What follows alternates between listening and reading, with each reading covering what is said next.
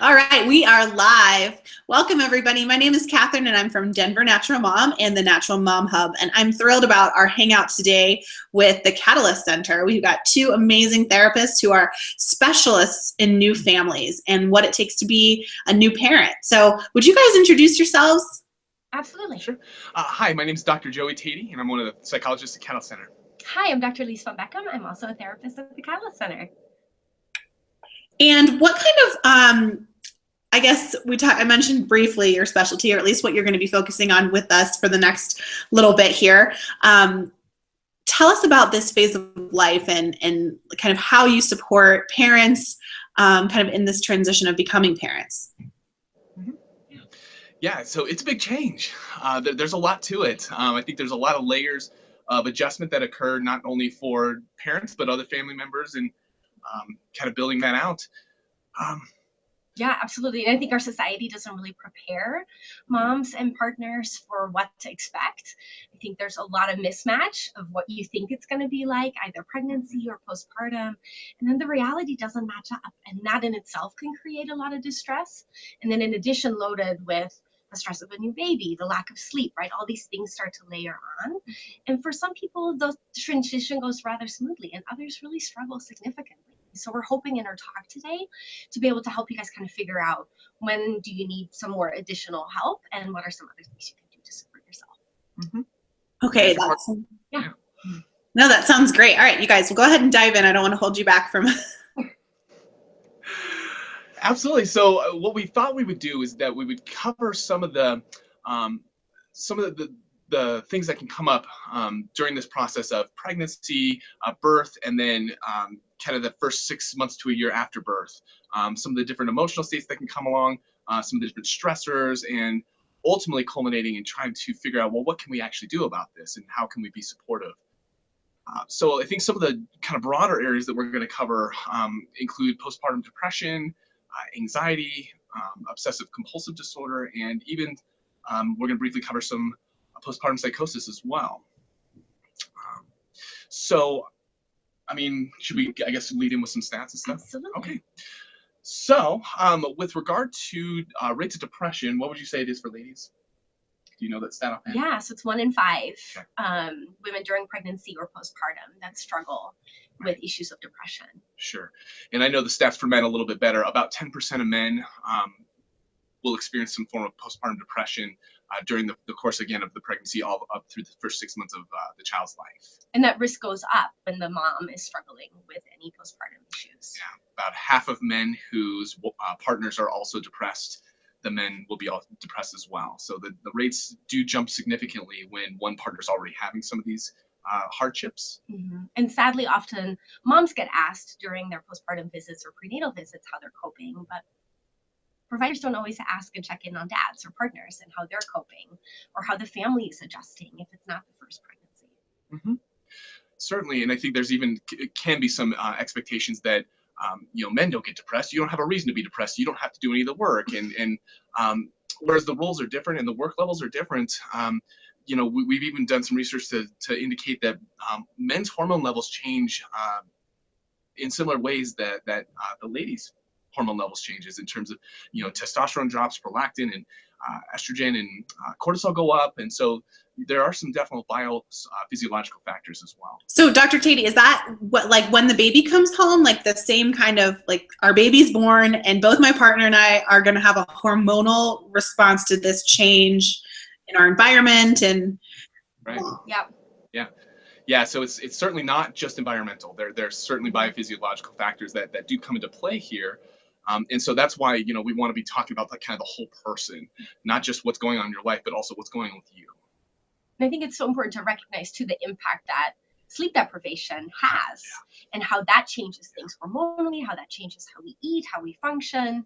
And I always tell new people that I'm working with that have just had a baby, sleep deprivation is used as a form of torture. Mm-hmm. And so the fact that they're struggling and that it's really tough, those are real challenging emotions and experiences that are coming up because it's not how we're supposed to function. It's not how our bodies are wired. So what's your advice that you give them, Lise, when they tell you how tired they are? I I mean, it's really to think about support and to think about community and to think about, one of the things we look for in terms of level of distress is if moms are not able to sleep when baby sleeps. And so really kind of thinking about what can you do to nurture. I talk a lot about nursing baskets. And so things that moms can have near in terms of self-care, bottles of water, nutrition, things that when they do have a moment, because they're sitting down and nursing or bottle feeding, that they can get some nurturance for themselves. But it's also tagging friends and family to say, come, let me sleep for 2 hours, hold the baby. Or, maybe this is a mom that doesn't need to sleep, but a mom that really needs to get out of the house because she's feeling really trapped. And so maybe it's someone staying with the baby while she goes for a walk, while she runs an errand by herself. And so I think it's really being flexible and working with whoever is sitting across from you and figuring out what is missing right now in your life, where's the challenge, and then being really creative and problem solving together about what is it that you need that we can shift this so you can feel supported and nurtured and loved, honestly. Mm-hmm. That's great. So can I ask one more question before I let you keep going? Yeah. Because you mentioned, 1 in 5 women are going to experience something. I guess I don't know what the thing is, but we'll get into the things during pregnancy or postpartum. And I just wanted to bring up that kind of nuance because I've actually met some moms recently that just found out they're pregnant, but they already feel off. And I think what we talk about a lot is like when your baby comes home, maybe that adjustment is hard. But truly, we're already changing and transitioning and adjusting the second that our bodies conceive, right? So can you talk a little bit about just maybe experiencing pregnancy symptoms during pregnancy, which doesn't really get as much, I think, airplay maybe as, people think, oh, once my baby's born, I'll have the baby blues or whatever. So I wanted to ask about that. I mean, it's really all the same things that we can see postpartum, we can see during pregnancy. And then that's layered by other difficulties that someone might experience, whether that's issues at home, within their family, relationship issues, issues at work, right? All those are then additional stressors. But whether it's anxiety or depression or issues with sleep, I mean, a lot of moms start to have issues with sleep well before baby arrives, whether that's hormonally things are shifting, they're uncomfortable, as their body is changing and growing that baby. And so I think there's lots of different things that can impact and create symptoms during pregnancy. And what we know is if we can treat symptoms during pregnancy, outcomes are better postpartum. And so what I sadly hear is a lot of moms say, oh, it'll get better, I won't need support until after. But we encourage women to get support as soon as they start to feel like things aren't getting better, I'm not myself, because the more we can provide support then, the better the outcomes will be postpartum. Absolutely. And again, one of our goals today is to help educate folks on how to tell the difference between what's normal adjustment and what are things that are probably maybe should be getting better, but are not. I think that's an important distinction because, I think people can recognize there's a lot changing and I don't feel like myself. And some of that is to be expected. But then there's a certain threshold that you can kind of get to where it's like, okay, this is probably a little more serious than just normal adjustment. And so, as I said, we will be trying to kind of differentiate those two things for you all a little bit. And whether that's for you, yourself, a family member, or a friend, but let someone know you're concerned and encourage them to just talk to someone and send them to us, right? We can help figure out what this is, and we'll come up with a treatment plan according. Sure. It's sort of like if you're driving down the road and you start to kind of go off track a little bit, the longer you stay off track, the longer it's going to take to kind of come back onto the right place. But if you can catch it early, get support early, boy, oh boy, we can really do a lot more quickly. Hope that education will be a powerful tool to help assist that. So why don't we jump in for a bit, unless you have something you'd like to ask, but we thought we could kind of go through each of these different symptom areas and talk some about what they can look like and even differentiate between genders, how symptoms can show up. Great. So with regard to something like a postpartum depression, or pregnancy depression as well, absolutely, yeah, thanks for the correction there. What these things are looking like, again, the threshold you're going to want to be keeping in your mind is what is not changing. I feel a certain way, but it stays with me. I feel sad, or I feel down, or I feel hopeless, but it doesn't just last for a day. It lasts for day upon day upon day, or happens more times during the week than what feels about right. And so you start to look for some of those consistency of symptoms. And some of these symptoms can look like depressed mood, feeling sad, feeling unmotivated, noticing changes to appetite, either eating far more than what is typical or far less than what is typical. Having trouble sleeping, again, Louise kind of referenced this, how you will notice changes to your sleep, maybe waking up more during the middle of the night, or perhaps sleeping fewer hours. But what we're really talking about is being unable to sleep for more than about 2-3 hours a night, or sleeping in excess of 10 hours a night is an example of what that can kind of look like. Feeling like you're not rested despite how much sleep you get. I think another thing that can show up is a sense of apathy. And I notice this a lot with both genders, but I think in particular with men. We don't often appear tearful or sad in a traditional sense. A lot of what you'll see with men is more irritability. You'll see more agitation, sometimes even anger. And then one of the big ones, of course, is apathy or disengagement. So when you see a father who doesn't appear to be bonded with baby, I recall a story about a man who left the hospital once the child was born and just took off for a few hours and just wasn't around. And so those sorts of things can be indicators that something's a little off here. Another piece that can kind of come up is intrusive thoughts. So thoughts that you are uncomfortable with. Related. Could be thoughts like, I'm not going to be a good mom. Right. Yeah, these are kind of ruminative. I can't do this. You can even have, kind of at its worst, thoughts of suicide, like, I shouldn't be here. My child will deserve better. There's all sorts of things that can kind of occur to people that are very disruptive and scary even. But I think it's important to recognize, just because you have a thought doesn't mean that you're in danger.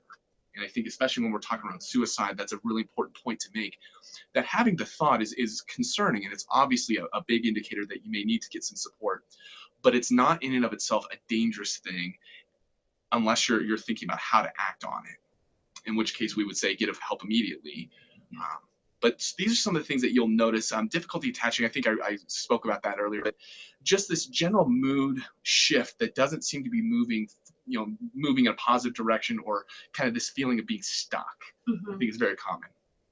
The depression symptom showing up in pregnancy is either a mom having difficulty connecting with her unborn baby, mm-hmm. or difficulty within the relationship in terms of attachment and connecting. And then, of course, we see similar things postpartum. Mm-hmm. Absolutely. Anything else you want to add about depression? Yeah. Great. Okay. Do you have any questions for us? Well, so I guess this is something where I'm glad you guys are professionals, because, I think some of like feeling detached, having brought a new baby home and like looking at them like, like, are you mine? I mean, so I feel like maybe there's some of that that's normal. Listening to you, Dr. Tate, talk about partners, and I was really thinking about like, wow, I mean, we were cranky all around this house for several months when we had a new baby. And, how could I have supported my partner a little bit more in like his journey to becoming a father? Because, and I think there's that thing too. I mean, I was a breastfeeding mom too, so it was much easier for me to attach, and physically and emotionally, so how do we differentiate what's just a change and what is kind of, is it like an element of lingering, or how would you kind of define that for us? I think there's an element of lingering, but it's also the level of distress that it causes. Right? So like mom and dad needing some time alone, being grumpy, but is it leading to questions about, do I want to stay in this marriage? Is this the right person for me? Did I make a mistake? You can expect that there's going to be challenges. You can expect that there's going to be change, but if the change isn't getting better, or if you're not getting used to it, or the change is becoming increasingly upsetting to you, and you're not able to sort of bounce back from that and either see a positive side to it, or say, be able to put your head down, just kind of do it. If you're just constantly feeling stuck, I think those are some of the factors that kind of suggest that maybe this is a little bit more complex than just like, oh, you're adjusting. It's like, well, but the level of distress is not supposed to be so high for just changing, or if it does if it does get worse, it doesn't last for days and weeks on end. Yeah. I think the other piece you talked about is when do you feel like you don't know your partner? Yeah. Or when you feel like you don't know yourself, like so much has changed, or you're not functioning, or you're having a hard time in terms of your own identity or your partner's identity, because things have feel like they're so radically different. Sure. Yeah. Yeah, I mean, some of the comments that I hear people say is, I don't know him anymore, or, I just don't know this woman who I'm with anymore, and, it was a big mistake for us to have this child because I just don't like this side of her, and some of those sorts of things, which again, I think speak to dramatic shifts, and it's one thing to be frustrated and say that, in the heat of frustration. It's another thing when it's kind of this chronic lingering, every day I'm faced with the same challenge of this partner who I don't recognize any longer. I think the other piece I would add, Joey, is that there's going to be tough moments, right? Like you described yourself, Catherine, where you have those days where people are grouchy and it's tough, and maybe you're snippy between you and your partner and things don't feel the same, but you also still have good moments. But when you've got more bad moments and the good moments aren't pulling you out of those bad moments, then we can tell that there's a significant imbalance. And that over time just really starts to eat away at the relationship and self-confidence and how you feel in your new role. So is the next step for like a couple that might be experiencing that, would you work with the individuals and the couple, or one or the other? Or how would you address, especially when you say like, well, my partner's not who they were, is that the person telling you, or is it that you guys need to see both of them, or how does that work? So the way I would answer is it's a little bit case by case. What I generally have seen is that, and Lisa, I think, can speak to this as well, that generally speaking, what we have noticed is that that ladies will come in and report things about their own experience, and that's usually the link that gets us into the family. That usually the lady is the one that kind of first expresses something is different. Has generally been the way that I've noticed it, or they'll come in as a couple and sort of kind of present themselves as like, we're having marital problems and we have this new child. So it kind of depends on how it presents itself. But in terms of how do we, respond to that as practitioners,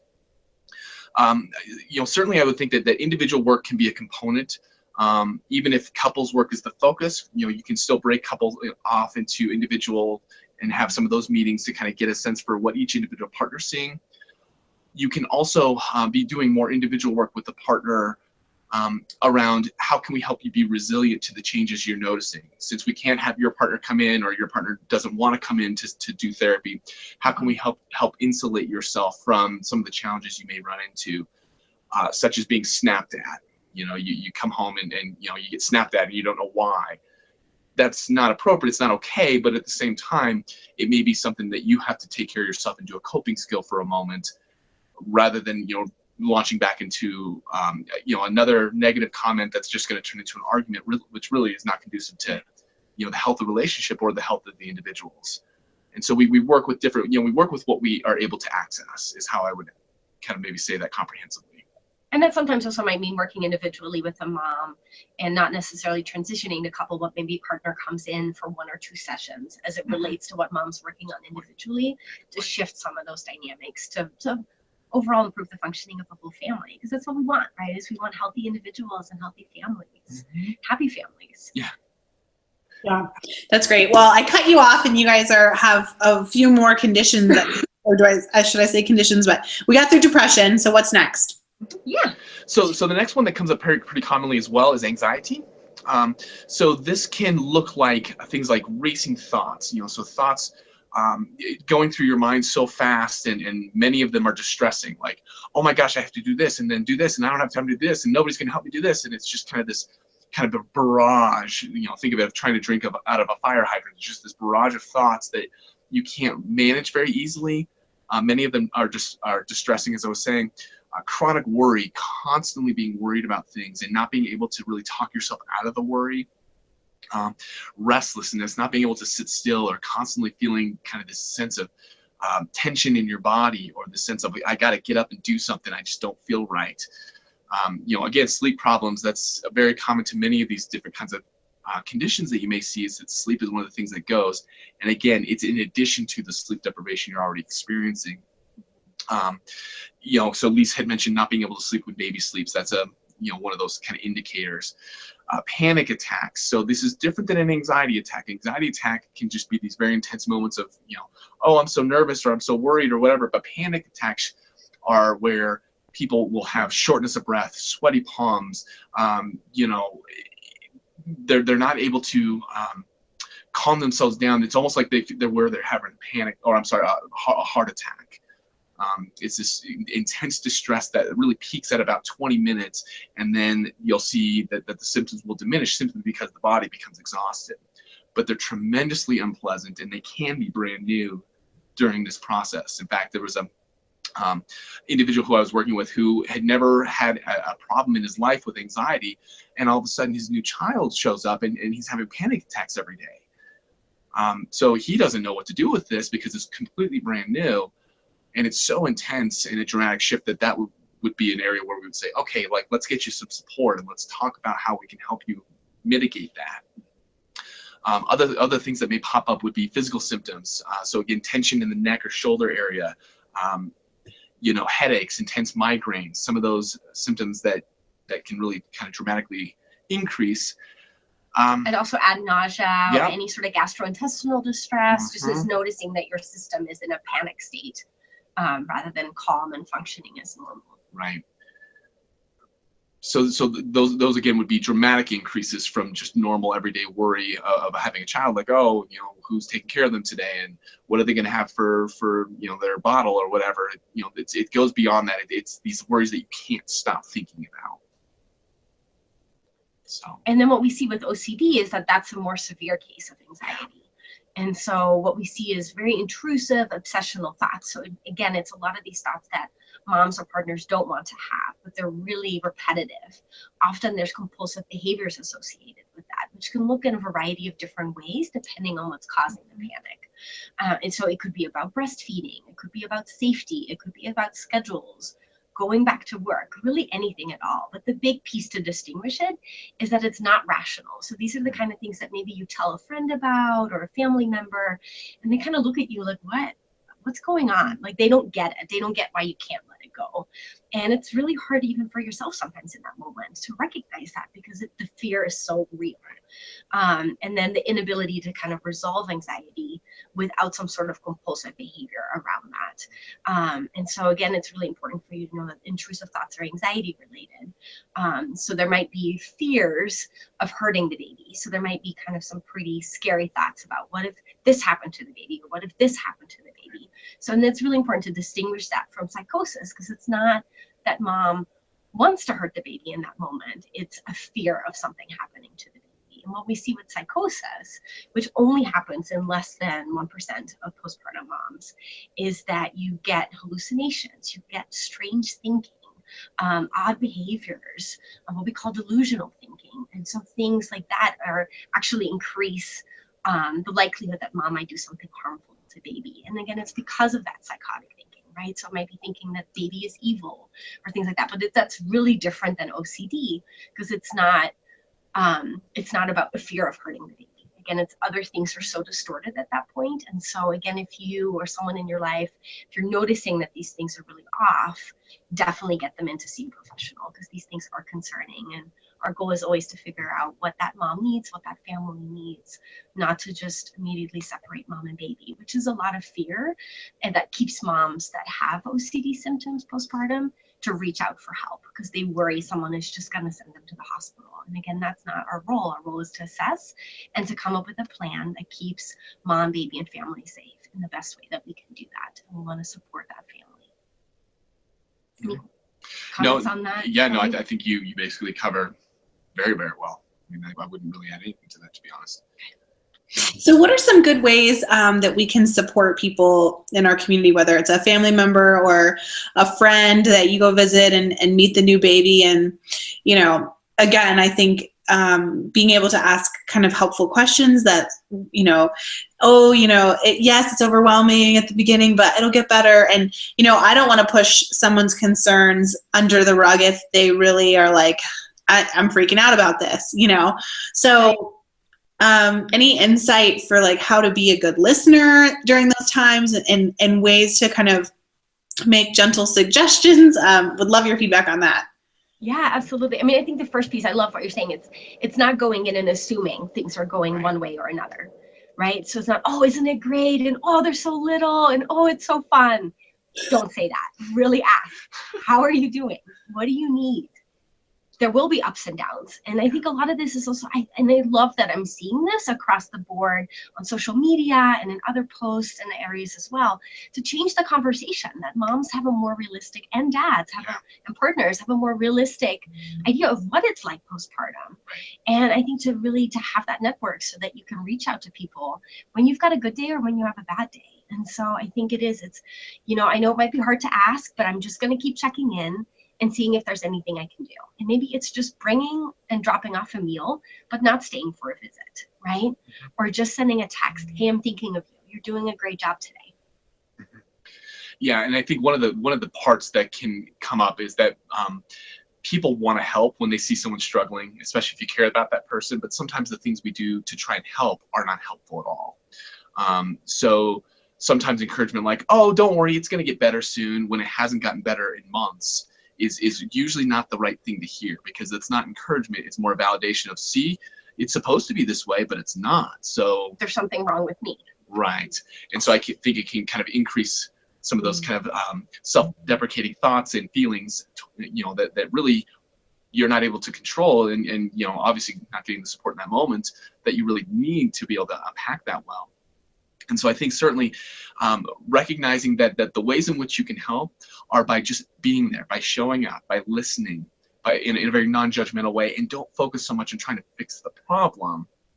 If you happen to know of solutions or resources, as you say, you kind of reference this kind of, you can kind of gently kind of suggest, hey, do you think it might be time to, talk to someone, or, oh, hey, I heard about this great group, or there may be some of those things that you can suggest. But you want to meet the person where they're at, and perhaps they're not quite ready to have that conversation yet. And so it may be just planting a seed, but then not overwatering it. Mm-hmm. Yeah, and I think this seems especially a little more troubling too with dads. Like, what do we suggest to them that, in a way that when they're open to, or in a way that they'll receive it, and maybe what are some of those examples of places that they can go or be with other dads, and so I think some of the Daddy Bootcamp classes are great because it encourages dads to stay in touch and to have other dads that they can reach out. So I think it's the same thing. It's having that support, whether that's in person or online. Becoming Dad is an amazing resource. They have a dads only group, which is a really wonderful safe space for dads also to be able to say, hey, I'm struggling, to other dads, and to get that support in whatever way they need at that given moment. And I think it also depends on how you present it. So one of the jokes that I share with men when I'm doing therapy with them is, guys don't have feelings, right?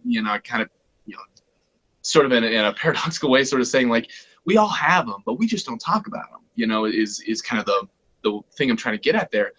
And so quite frankly, if you're noticing that a father is struggling and you're wanting to find a way to access that or to help kind of speak to that, using words like depressed or sadness or, overwhelmed, those are not the kinds of things that men are always going to respond very well to. Something, I'd hate to paint with too broad a brushstroke, because there are men that will, but then there are others who, kind of carry this idea that, no, I'm supposed to be okay. Like, we don't get depressed. Guys don't do that. We don't show our feelings.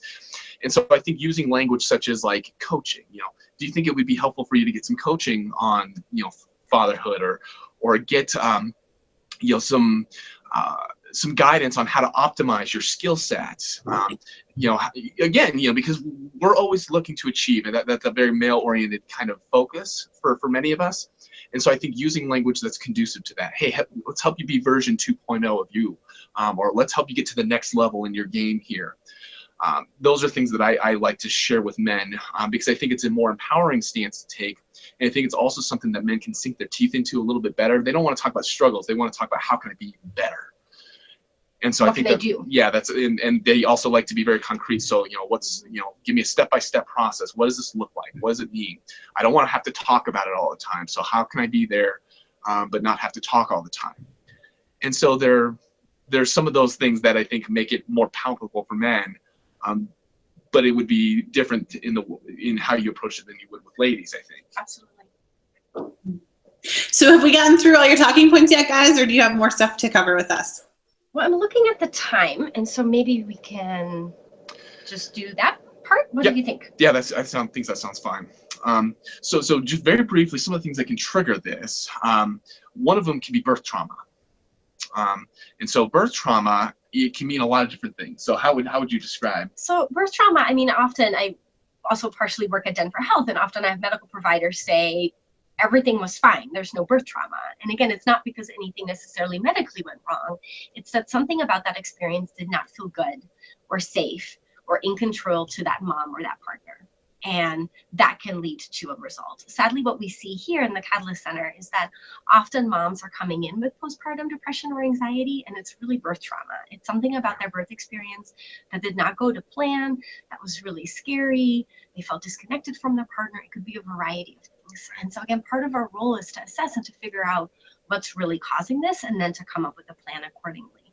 And so I think for birth trauma, it's really important that there's a space that we can talk about that and really explore what someone's birth experience was, especially for partners. Because sometimes a partner might have a traumatic reaction to the birth when the mom might have had a really positive experience, or vice versa. But that can impact lots of different dynamics within the couple as well. Certainly, absolutely. I mean, I think in this kind of more contemporary style where you're seeing more partners in the rooms, that wasn't always done throughout the years, but it's something that's becoming increasingly popular, where partners are there and they're part of the process in some way. The issue is that you're also a part of the process, but you're completely out of control of most of what's happening. If you're at a hospital and you have medical practitioners coming in and out, and they'll have you be involved in some way, but they're kind of running the show, and you're watching a lot of activity happen around your partner that you don't understand all the time. It's happening quickly. It can be intense. I recall from my son's own birth, where a situation came up where they needed to get him out very quickly, and there was a period of time for about 3-4 minutes where he was not breathing, and there were some challenges associated with that. And fortunately, they were able to get that resolved very quickly, and there were no problems. That was still something I internalized for quite a while, and certainly have been able to work through some of the emotional content of that. But ultimately, that was something that my partner had no idea. She had no clue that I had dealt with that until we talked about it much later on. But it's those sorts of things where her expectations were not defied, but mine were, and I'm the observer. And so as a partner, again, no one's going to ask me what my experience was like. Yeah. But I may have real emotional consequences to that. Absolutely. And I would add to that, Joey, that I think for a lot of moms, as their belly grows and they continue in their pregnancy, that becoming mom process is happening. And for a lot of dads, the becoming dad moment doesn't occur until birth.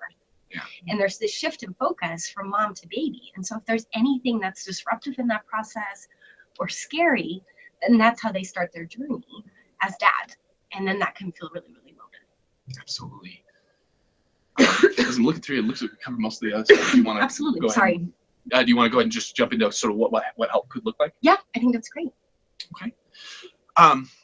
So I think there's varying ways to get connected and get hooked up. I think the first step does not always have to be individual therapy, but it can be a necessary step for many folks, men and women, I think both. Mm-hmm. But I think there are certainly support groups that you can access across social media and those sorts of things. However, those are not necessarily areas we suggest to go to if you're having some certainty that perhaps you are depressed or that your partner's depressed. We typically would recommend that you at least consult a practitioner of some kind, and certainly at Catalyst, we're happy to be able to do that with individuals. We do offer a free 30-minute consult for couples, individuals, and families, so they can kind of get some questions answered and find out what is available here. And at this facility, we offer individual therapy, couples therapy, parent coaching. We offer 2 different groups. Yeah. Will you speak to yours? I would love to talk about our groups. So Yeah. we are right now offering a therapeutic therapy group for postpartum moms and pregnant mamas. So it meets on Wednesdays from 10:30 to noon. I co-facilitate with a graduate student, and it's a drop-in group. So we want moms and babies to just come in, And it's a wonderful supportive environment where we talk a lot about depression and anxiety and OCD and all the things that are part of that process and that adjustment in their lives. And then Joey and I will also, I'll let you take the lead on here. That's fine. Yeah. So we're starting a coaching group for dads and partners. And this is, again, to kind of try and meet that gap that we've been highlighting here, that partners don't always get identified as people who may need some support. And so what we've done is we've tried to design the group, again, to speak to not only the issues that partners and dads may be experiencing, but also speaking in a language that makes it useful. So again, I was sharing earlier about how we focus on things like optimization and coaching, rather than let's get deep down and hug and talk about our feelings, which may not be something people are interested in. Certainly in a group context, that's also more than what some people bargain for. So we do try to keep things very informative and address the questions that our members have. And when did your group meet? So every Tuesday at 12 o'clock here at our office. I don't know if we're posting any contact information for that, but it's 12 to 1 o'clock, and it is drop-in as well. So there's no commitments. There's no, hey, if you show up, we're gonna lock you in for 10 sessions. This is drop-in as needed whenever you feel like you can, and if it's helpful to you, come as often as you'd like. And then we also offer Emdr. So if there is any trauma, Emdr is a wonderful way to treat that. Neurofeedback is another wonderful option that we have for individuals and families and even now couples. And so please check out our website for more information about that. We also do therapeutic assessments, and we're available for consultation as well, and to figure out when might it be appropriate for someone to consider medication as an option. And we also provide a lot of referrals to the community. So whether that's for breastfeeding, for more support in parenting. And so we have wonderful connections in the community to really address whatever is going on in a holistic sense to create healthy individuals and happy families. So I have to ask one more question before we go, and be mindful of our time. But how long would you see a typical individual or couple or family that might be struggling with some of these issues? How long until they're better? There's the golden question. It depends. Of course, it depends. So I loved your answer to this earlier, Joey.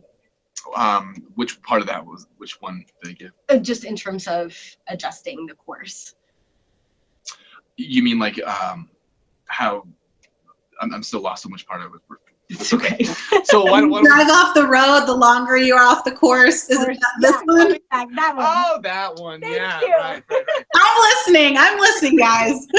Yes. So again, every situation is a little bit different. So there's no promises, but at the same time, I would say that the earlier we're able to get involved, the better the outcomes, and the more quickly we'll see them come to fruition.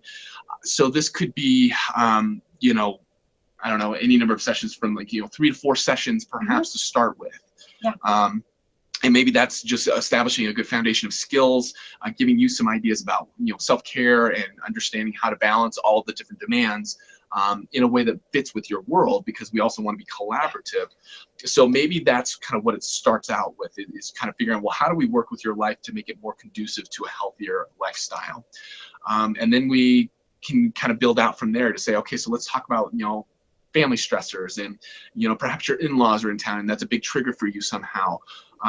Perhaps you're noticing that your partner's really struggling, and although you yourself may not be dealing with depression or anxiety in the way that we've described, it may be that part of why you're having so many struggles or stressful times is because your partner's really having a hard time as well. and so I think in getting support around that, it can be getting a couple of individual sessions and then bringing the couple together for 1 or 2, or let's kind of split it up, and there's all sorts of ways we can do it. But what we'd like to see is that we're solving the problem as quickly as we possibly can, while also honoring the fact that sometimes these things they do take some time. The way I often look at therapy is that it's a chapters, right? So someone might come in for a specific something that's going on in their life, whether that's something during pregnancy or postpartum. And my goal is to get them stable to where they want to be in life, and then return to their life. And my hope is that they have a positive experience, that if they need help down the line with someone else, that they would feel that they could reach out. What's really wonderful in our agency is that we see that a lot of families do come back. Yeah. So we see moms during pregnancy or postpartum or partners, and then a couple of years pass, things are stable, and then something shifts, and there's a new baby, there's new stressors, and then they come back in. And I think that's really how I see my role, is helping someone with the support they need in the moment and coming up and play. And my goal is not to have you in therapy for the rest of your life. Absolutely. Yeah, I'm glad you said that. I'm glad. Yeah, our goal is to work ourselves out of a job, and you know, maybe 3-4 sessions to start. You know, for some moms, it could be in partners and dads, it could be that you know, they need ongoing support for some months. After, you know, kind of during the process and afterwards, and they may find that they get so hooked into therapy where it's so beneficial to them in other areas that they want to keep coming back, but perhaps less frequently. And we're very open to all those options. This does not have to be once a week you lay on a couch and let some person analyze you. No. You know, every therapist has their own style, but it's very, you know, collaborative. I would say empowering, uplifting, and down to earth. I mean, I think that's why I love my specialty, is because I think with help, people really do get better. And I think that's amazing. And to be able to work with moms, whether it's for a couple of sessions, a couple of weeks, or a couple of months, and then they get better and they don't need me. And that's what I want. Right. And so it's really rewarding to get to do that work. But I want all of our families to hear that with help, things do get better. Yeah. Well, thank you guys so much. And Lisa, I know you have clients waiting for you right now, actually. So I just want to thank you both for your time and for all this fantastic information. And we will definitely be posting links to the Catalyst Center so people can figure out how to get in touch with you guys, how to learn more about both of your groups and what you offer for individuals and for couples, to help them with this transition, because, you know, it's not easy. And I think we're doing a great job of starting to talk about it, at least for moms. I think we can do more work for the partners. And we're just excited to be part of the conversation. So thank you. Thank you, Catherine. Have a great day. So much. You too. Bye-bye, guys.